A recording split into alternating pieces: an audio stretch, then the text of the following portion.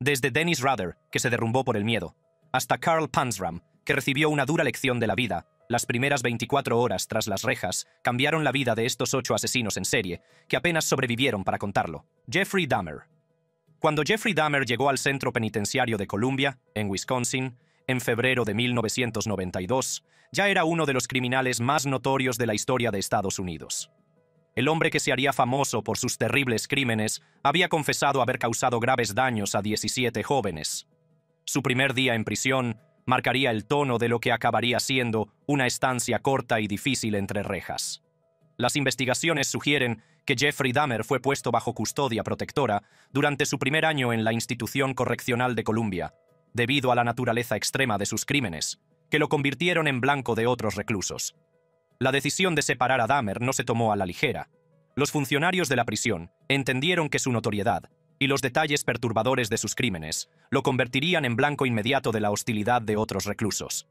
Ese primer día, Dahmer pasó por los procedimientos habituales a los que se someten todos los nuevos reclusos: toma de huellas dactilares, fotografía, reconocimiento médico y entrega de la ropa de la prisión. Sin embargo, su tramitación se llevó a cabo con medidas de seguridad adicionales debido a su notoriedad. La atención mediática que rodeaba su caso obligó a los funcionarios de la prisión a velar no solo por su seguridad, sino también por evitar posibles altercados con el personal curioso y otros reclusos. La custodia protectora probablemente implicaba el aislamiento en una celda individual con interacción limitada, lo que ofrecía seguridad, pero podía causar tensión psicológica debido a la soledad.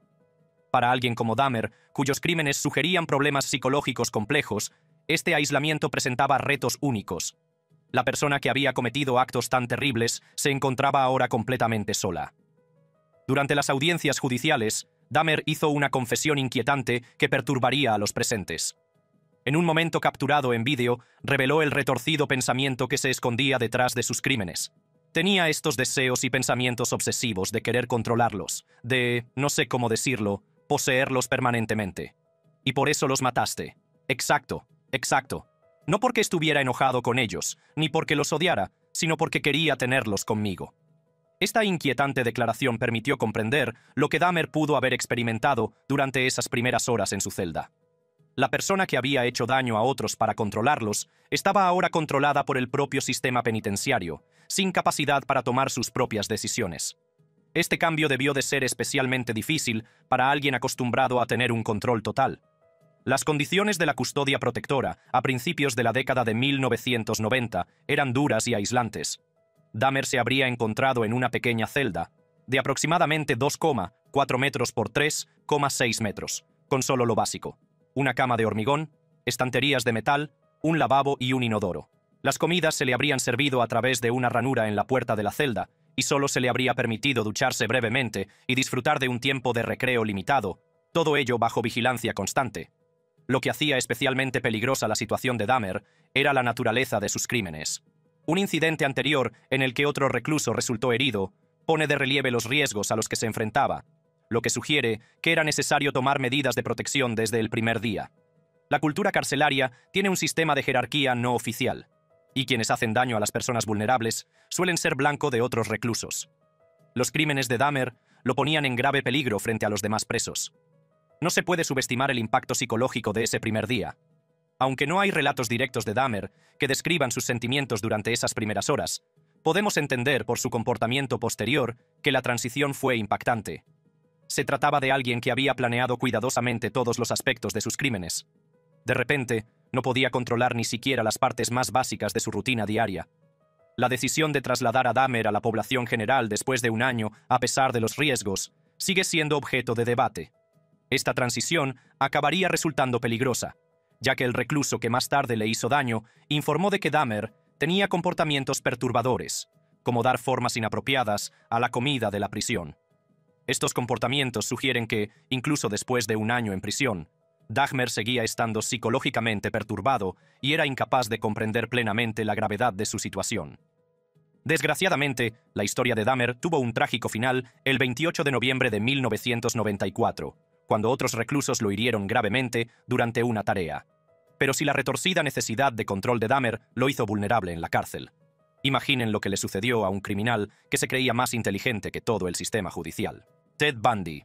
El primer día de Theodore Robert Bundy en prisión fue diferente al de la mayoría de los delincuentes, principalmente por su arrogancia y las complejas estrategias legales que caracterizaron su caso. Cuando Bundy fue encarcelado por primera vez tras su condena en 1976 por secuestro en Utah, mantuvo la falsa creencia de su inocencia, que definiría gran parte de su estancia entre rejas. No era el primer día de un hombre que aceptaba su castigo, sino el comienzo de lo que Bundy consideraba un reto más que superar.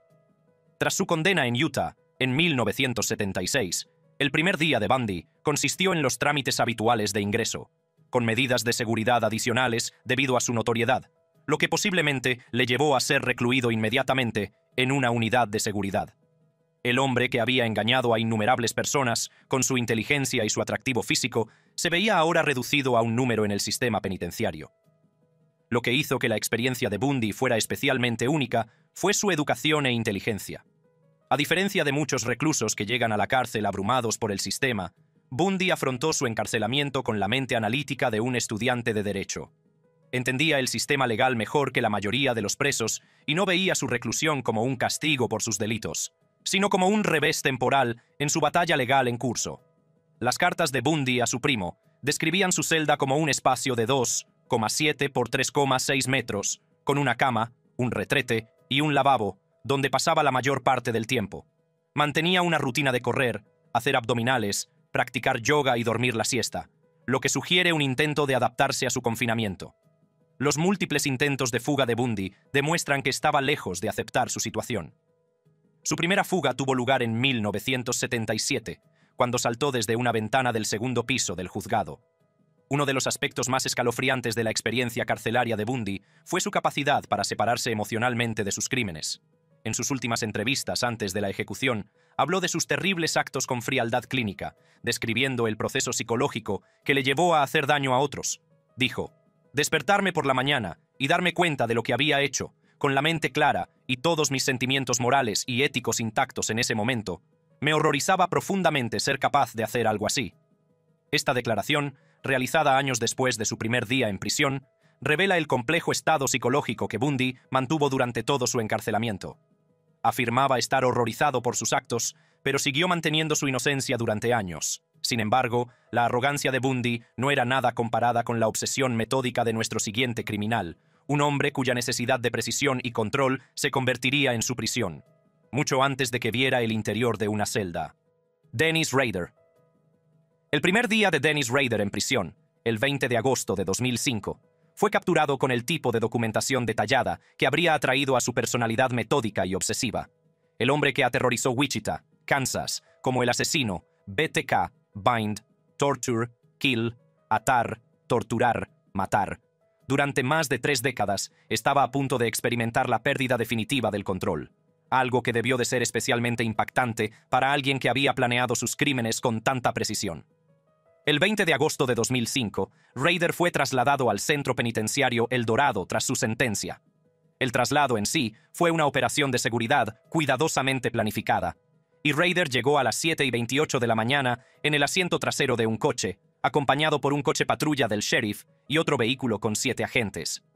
Llevaba un mono naranja y estaba esposado con cadenas en las muñecas y los tobillos, muy lejos de la libertad de la que había disfrutado durante los 31 años transcurridos entre su primer y último crimen.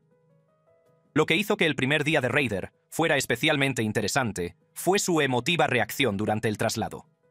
Durante los 40 minutos de trayecto, Rader mantuvo una conversación informal con los agentes, comentando el tiempo y el paisaje verde. Sin embargo, su estado de ánimo cambió drásticamente cuando la radio transmitió el emotivo testimonio de las familias de las víctimas durante su sentencia. El sheriff del condado de Sedgwick, Gary Steed, señaló que Rader miraba por la ventana con lágrimas en los ojos, lo que indicaba un momento de vulnerabilidad emocional que parecía sorprender incluso a él mismo.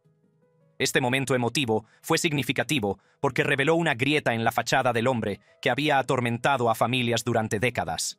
Durante su confesión, Rader había mostrado una indiferencia casi clínica al describir sus crímenes.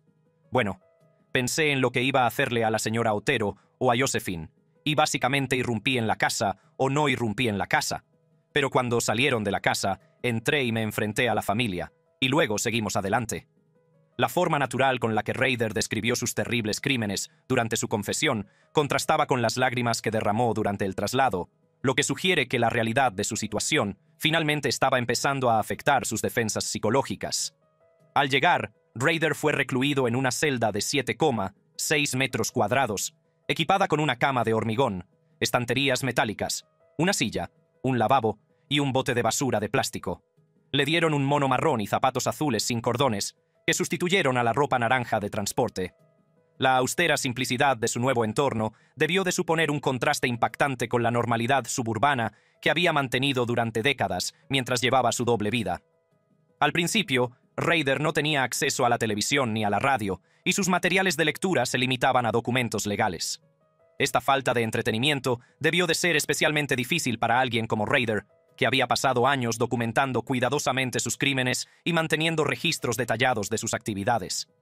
El hombre que había enviado cartas burlonas a la policía y a los medios de comunicación, desesperado por obtener reconocimiento y atención, se encontraba ahora sumido en un silencio forzado.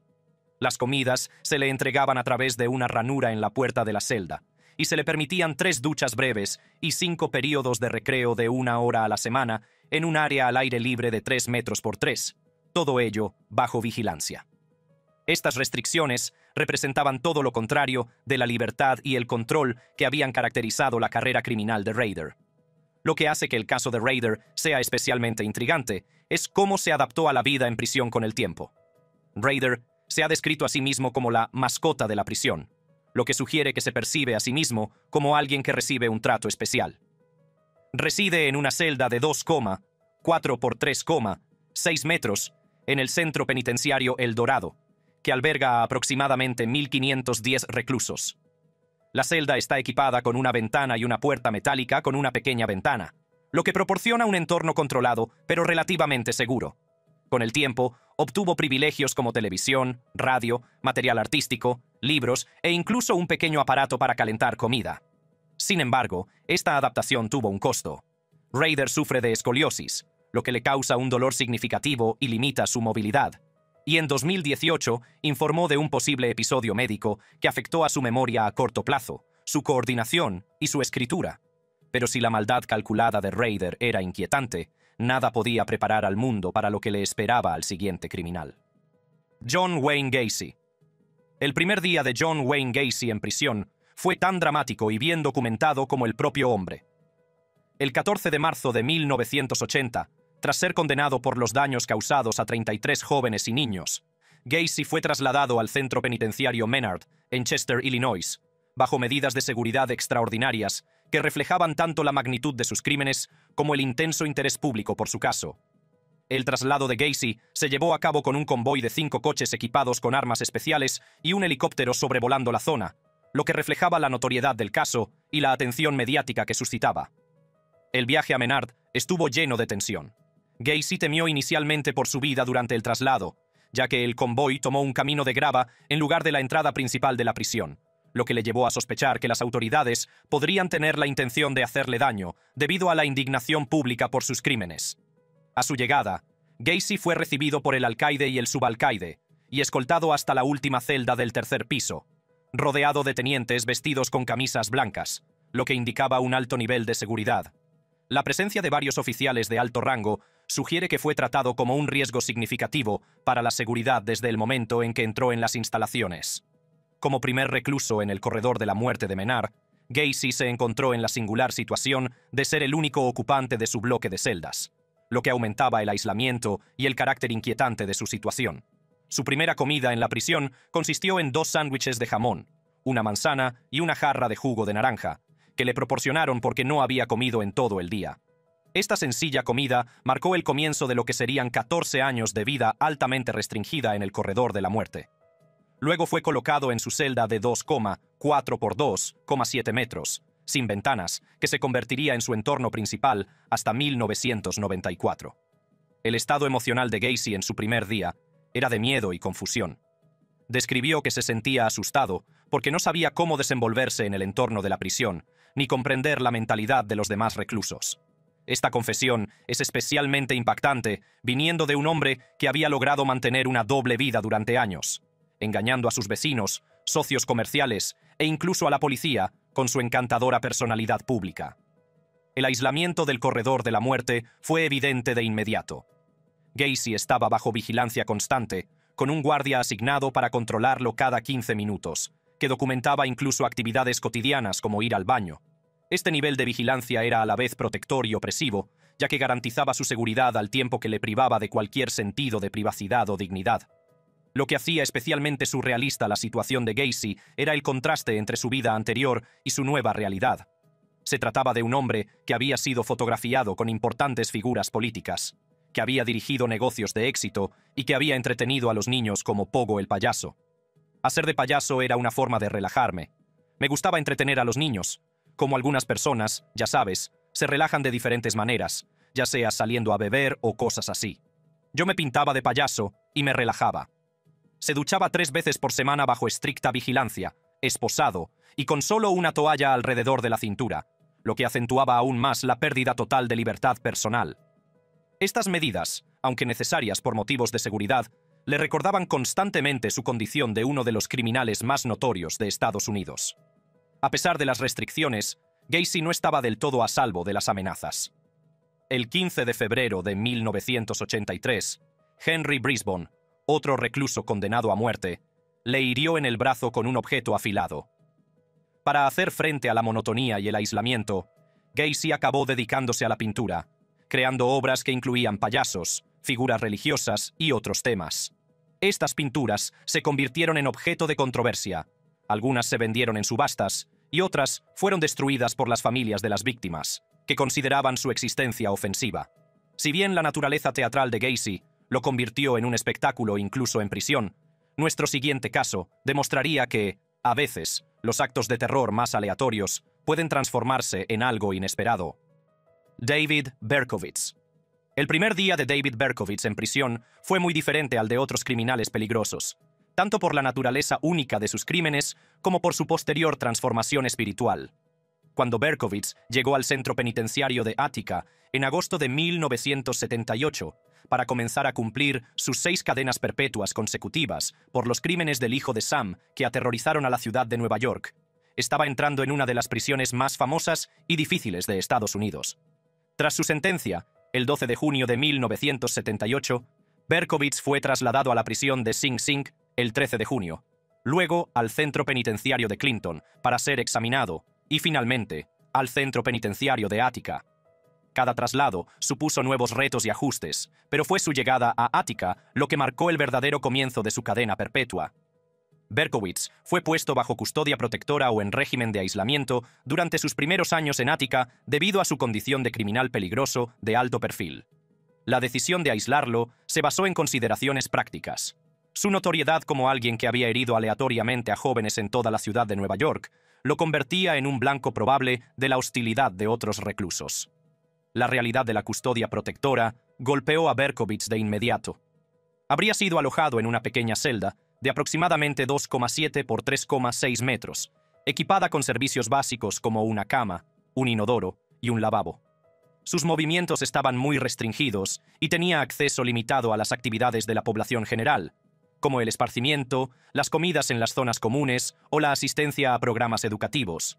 Este aislamiento era tanto protector como punitivo, ya que garantizaba su seguridad al tiempo que lo aislaba efectivamente del contacto humano. El impacto psicológico de este aislamiento fue severo. Un incidente ocurrido en 1979, en el que un recluso hirió a Berkowitz en la garganta en Attica, lo que le requirió más de 50 puntos de sutura y casi le cuesta la vida, puso de relieve los peligros reales a los que se enfrentaba. Este violento incidente, ocurrido durante su primer año en Attica, demostró que ni siquiera la custodia protectora podía protegerlo completamente del peligro. El ataque también sirvió como una brutal llamada de atención sobre la realidad de la vida en prisión para alguien con su notoriedad. Los primeros años de Berkowitz en Attica se describieron como una pesadilla, con informes de episodios difíciles y un entorno volátil marcado por frecuentes cierres y relaciones tensas con los guardias. El hombre que había aterrorizado a toda una ciudad se encontraba ahora aterrorizado por la amenaza real de sufrir daños por parte de sus compañeros reclusos. Lo que hizo única la experiencia de Berkowitz entre los criminales peligrosos fue su eventual transformación espiritual. En entrevistas posteriores, Berkowitz hablaría con franqueza sobre su estado mental durante aquellos primeros días en prisión. El David Berkowitz del pasado era un tipo que vivía sin mucha esperanza, y era una persona muy atormentada y perturbada. Creía que estaba poseído por un demonio, y la razón era que había permitido que Satanás entrara en mí a través de rituales, conjuros y otras estupideces. Esta reflexión, realizada décadas después de su primer día en prisión, nos da una idea de la confusión psicológica que experimentó durante esas primeras horas y días tras las rejas. Si bien este fue un caso de redención, nuestro siguiente criminal entró en prisión con la intención de destruirlo todo, incluida su propia vida. Carl Panzram. El primer día de Carl Panzram en prisión fue el comienzo de una vida marcada por el encarcelamiento, que comenzó cuando solo tenía 11 años. Su primera experiencia en la Escuela Estatal de Minnesota en Red Wing, Minnesota, el 11 de octubre de 1903, marcaría el tono de una vida definida por la ira, el odio y un rechazo intransigente a los intentos de reforma de la sociedad. Panzram fue ingresado en la Escuela Estatal de Minnesota por incorregibilidad, tras robar manzanas, un pastel y un arma en la casa de un vecino.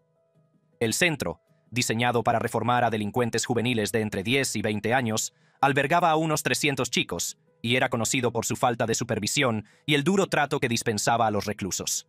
Para el joven Carl, este primer encuentro con la justicia institucional sería una traumática introducción a un sistema que le fallaría repetidamente. La escuela se describía como un lugar donde los menores estaban a merced de los carceleros, que les infligían graves abusos físicos con escasa supervisión externa. Panzram escribió más tarde en su autobiografía que fue golpeado y maltratado repetidamente por los miembros del personal en un taller que los niños llamaban el taller de pintura, porque salían pintados de moretones. Las propias palabras de Panzram reflejan el profundo impacto de este periodo. Lloré, supliqué y rogué clemencia, piedad y compasión, pero nada de lo que decía o hacía podía hacerles cambiar de opinión. Salí de allí más triste, más enfermo, pero más sabio. Esta cita sugiere que, desde su primer día, estuvo expuesto a un nivel de crueldad que marcaría profundamente su visión del mundo y su enfoque de la vida. La experiencia en Red Wing fue transformadora, pero no en el sentido que pretendían los reformadores. Panzram reflexionó más tarde. Los cristianos me habían enseñado a ser hipócrita y había aprendido más sobre robar, mentir, odiar y otras cosas malas. El 7 de julio de 1905, su odio hacia la institución lo llevó a incendiar un edificio en secreto y fue puesto en libertad en enero de 1906. La experiencia carcelaria más significativa de Panzram como adulto comenzó en la Penitenciaría Federal de Leavenworth en 1929. En Leavenworth, Panzram fue puesto bajo lo que podría considerarse custodia protectora debido a su extrema volatilidad. Sin embargo, no se trataba de una custodia protectora en el sentido tradicional. Las autoridades penitenciarias lo aislaron no para protegerlo de otros reclusos, sino para proteger a otros reclusos de él. Al llegar a Leavenworth, fue llevado a la oficina del alcaide T.B. White, donde permaneció silencioso e indiferente, mientras le leían las reglas. Su respuesta fue escalofriante por su sencillez y franqueza. Haré daño al primero que me moleste. No se trataba de una amenaza vana ni de un intento de intimidación, sino de una declaración de hechos por parte de un hombre que ya había hecho daño a varias personas y no tenía ningún reparo en volver a hacerlo. Debido a su comportamiento peligroso y a sus amenazas, las autoridades penitenciarias lo consideraron demasiado peligroso para el resto de los reclusos y lo asignaron a trabajar solo en la lavandería de la prisión. El objetivo de este aislamiento era minimizar su contacto con los demás, al tiempo que se le obligaba a trabajar. Sin embargo, incluso esta precaución resultó insuficiente. El 20 de junio de 1929, mientras trabajaba en la lavandería, hirió gravemente al supervisor R.G. Warnke con una barra de hierro, cumpliendo así su amenaza. Este acto le llevó a juicio y a la pena de muerte, y el psicólogo Karl Menninger confirmó su estado mental, lo que garantizó que se mantuviera la sentencia. Lo que hace que el caso de Panzram sea especialmente inquietante es su total falta de remordimiento o deseo de redención. A diferencia de otros criminales peligrosos que alegaban enfermedad mental o buscaban el perdón, Panzram aceptaba su naturaleza malvada. Sus escritos no abordan directamente la experiencia emocional de la custodia protectora, pero sus sentimientos más generales sobre la prisión y la vida ofrecen una visión escalofriante. Expresó un profundo deseo de escapar de la existencia misma, afirmando: «No quiero estar vivo. Quiero salir de esta ropa. Quiero salir de este cuerpo. Quiero salir de este mundo». Sus últimas palabras antes de la ejecución fueron características de su actitud desafiante. «Date prisa, bastardo de Indiana. Podría colgar a una docena de hombres mientras tú estás haciendo el tonto». Charles Schmidt. El primer día de Charles Schmidt en prisión, en 1966, marcó el principio del fin para el hombre que se haría conocido como el flautista de Tucson. A diferencia de otros peligrosos criminales, cuyos delitos se prolongaron durante años o décadas, la carrera criminal de Schmidt fue relativamente breve, pero intensamente brutal, y en ella causó daño a 3 adolescentes en Arizona entre 1964 y 1965. A su llegada a la prisión estatal de Arizona en 1966, Charles Schmidt fue puesto bajo custodia protectora debido a la notoriedad y la naturaleza perturbadora de sus delitos. Su fama como flautista de Tucson lo convirtió en un objetivo potencial de la hostilidad de otros reclusos, lo que hizo necesarias medidas de protección. La atención mediática que rodeó su caso, incluyendo un reportaje de 16 páginas en la revista Life, lo había convertido en uno de los delincuentes más reconocidos de Estados Unidos. Lo que hizo que el caso de Schmidt fuera especialmente perturbador fue la naturaleza calculada de sus crímenes y su aparente falta de remordimiento. Su primera víctima, Allen Rowe, fue agredida simplemente porque él quería hacer daño a alguien por el mero placer de hacerlo, solo para ver qué se sentía. No fue un crimen pasional, ni un acto desesperado, sino un daño por el simple hecho de dañar, cometido por alguien que quería experimentar el acto de quitar una vida. La imagen que perturbó a muchos de los que conocían el caso fue la de Charles Schmidt cuando decidió confesar lo de Allen en medio del juicio y llevó a los detectives hasta sus restos. En medio del desierto, cavando con las manos, encontró los restos de Allen y parecía admirar lo que había hecho. Esta inquietante escena resumía la naturaleza fría y calculadora de la personalidad de Schmidt. A diferencia de otros delincuentes peligrosos que podrían haber sentido cierta ansiedad o miedo en su primer día en prisión, Schmidt afrontó su encarcelamiento con la misma confianza arrogante que había caracterizado su carrera criminal. El comportamiento de Schmidt en prisión reflejaba su personalidad narcisista, según señalaron sus contemporáneos. Según se informa, se pavoneaba por la prisión con una actitud de superioridad, lo que pudo haber contribuido a las tensiones con otros reclusos. La custodia protectora en los años 60 y 70 solía ser aislante, con los reclusos confinados en celdas individuales durante la mayor parte del día y con acceso restringido a actividades comunes como el ocio o las comidas. Para alguien como Schmidt, conocido por su carisma y su necesidad de atención social, este aislamiento probablemente supuso un reto psicológico.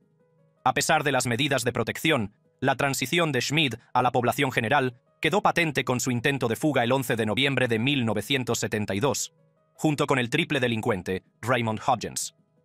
Durante esta fuga, retuvieron a 4 rehenes en un rancho cerca de Tempe antes de ser recapturados. Esto sugiere que, en ese momento, ya no se encontraba bajo custodia protectora estricta, ya que tuvo oportunidades de interactuar con otros reclusos. Sin embargo, la arrogancia de Schmidt y su incapacidad para interpretar la dinámica social de la vida en prisión acabaron resultando peligrosas. El 20 de marzo de 1975, Schmidt resultó gravemente herido por los reclusos Jimmy Ferra, que cumplía condena por un caso no relacionado, y Dennis Eversole, encarcelado por múltiples robos a mano armada.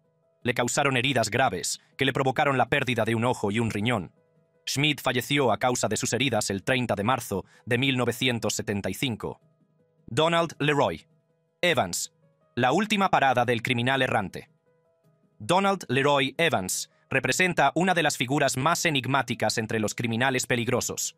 Un hombre que se atribuyó la responsabilidad de más de 60 asesinatos en más de 20 estados, aunque solo 3 fueron probados en los tribunales. Su primer día en prisión se complicó por las circunstancias inusuales de su caso y el acuerdo que alcanzó con las autoridades federales para cooperar en la investigación de sus numerosas confesiones. El encarcelamiento de Evans comenzó tras su detención el 5 de agosto de 1991 en Luisiana por el secuestro y las lesiones causadas a Beatrice Roth, una niña de 10 años. Tras confesar este delito y afirmar haber cometido más de 70 delitos graves, fue puesto bajo custodia federal como parte de un acuerdo para cooperar con las autoridades. Además, mientras estuvo recluido en la cárcel del condado de Harrison, en Mississippi, Evans fue mantenido en aislamiento debido a amenazas contra su vida, y solo se permitió visitarlo a un ministro y a su novia, de Galveston. Lo que complicaba especialmente la situación de Evans era su condición de testigo potencialmente valioso y de individuo extremadamente peligroso. Su acuerdo para permanecer bajo custodia federal sugiere que su primer día estuvo sujeto a medidas de seguridad reforzadas, posiblemente en una unidad de custodia protectora, para garantizar su seguridad mientras las autoridades investigaban sus confesiones.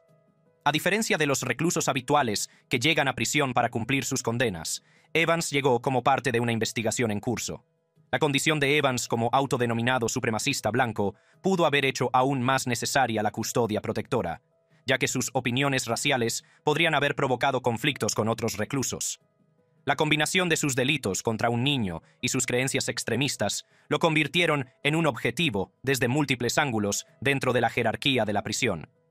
Una evaluación psiquiátrica de 1987 señaló los antecedentes de dificultades de conducta y enfermedad mental manifiesta de Evans, incluyendo un intento de autolesión y una hospitalización. El aislamiento de la custodia protectora pudo haber agravado estos problemas, lo que podría haber provocado un aumento de la ansiedad o la paranoia. Dada su condición de criminal peligroso que había confesado numerosos delitos, es probable que Evans fuera consciente de las amenazas que pesaban sobre él, lo que podría haber hecho que el aislamiento le pareciera necesario, pero también asfixiante. Sus opiniones supremacistas blancas, que él mismo identificaba, pueden haber aumentado su sensación de vulnerabilidad, especialmente en una población carcelaria tan diversa. El daño que finalmente le infligió otro recluso sugiere que las tensiones raciales pueden haber persistido, lo que posiblemente contribuyó a un estado de alerta constante durante su estancia en custodia protectora. Evans expresó su deseo de recibir la pena de muerte, según su abogado. Esto sugiere una posible indiferencia hacia sus circunstancias o un deseo de escapar de su situación, lo que podría haber influido en su experiencia en custodia protectora. Para alguien que quería morir, las medidas de protección diseñadas para mantenerlo con vida pueden haber resultado especialmente frustrantes. A pesar de estas medidas de protección, finalmente no pudieron evitar su trágico final. En 1999 fue gravemente herido por Jimmy Mack, otro recluso condenado a muerte, en la penitenciaría estatal de Mississippi en Parchman. Este violento final demostró que incluso las medidas de custodia protectora más cuidadosamente diseñadas no podían garantizar la seguridad de forma indefinida. El primer día de Evans en prisión estuvo marcado por el reconocimiento inmediato de que su cooperación con las autoridades lo hacía valioso, pero también vulnerable. El acuerdo para su custodia federal y las amenazas inmediatas contra él hicieron que su experiencia inicial se caracterizara por el aislamiento y la seguridad desde el principio. Es posible que su experiencia inicial reforzara su conciencia de la precariedad de su situación dentro del sistema penitenciario. Haz clic en una de las tarjetas de la pantalla para ver más videos como este.